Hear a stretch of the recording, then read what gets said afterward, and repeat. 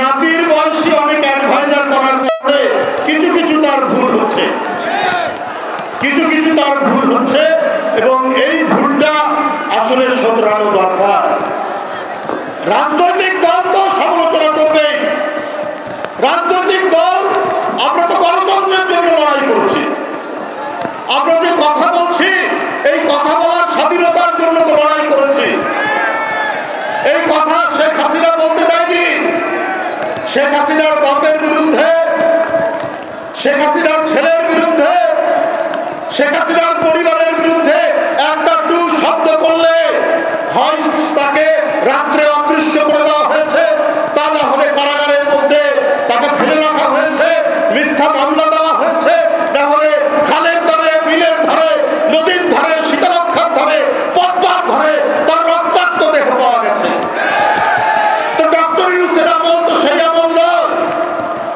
তাহলে এখন যেটা ন্যায়ের জন্য, যেটা শান্তির জন্য, সত্যের জন্য, ন্যায় বিচারের জন্য আমরা কি বক্তব্য রাখতে পারি না? তাহলে এত উষ্মা কেন? তাহলে এত কথা কেন? আজকে জাতীয়তাবাদী ছাত্র দলের একটি তারুণ্যদীপ্ত উদ্দীপনাময় একটি ছেলে, তার রক্তাক্ত দেহ সরওয়ার্দীর দল আপনার ঢাকা বিশ্ববিদ্যালয়ের পাশে উদ্যানের পড়ে গেল, তার লাশ। তো তার জন্য জাতীয়তাবাদী ছাত্র দল বক্তব্য রাখবে না, সমালোচনা করবে না? তার বিচারের জন্য তারা কি রাজপথে নামবে না?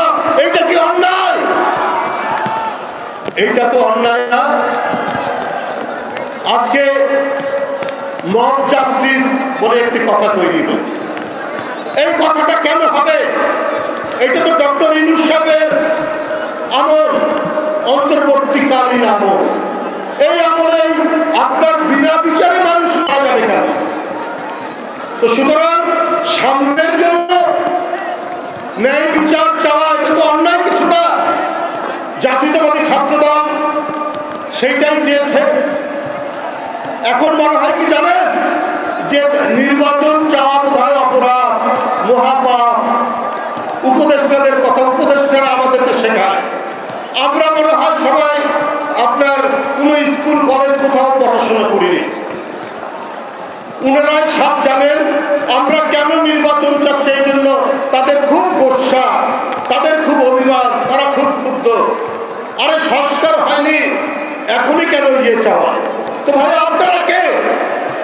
আপনারা কোনদিন বৈশাখ মাস, জ্যৈষ্ঠ মাসের মধ্যে গণতন্ত্রের জন্য একবার রাস্তায় দাঁড়িয়ে শেখ হাসিনার বিরুদ্ধে মিছিল করেছে?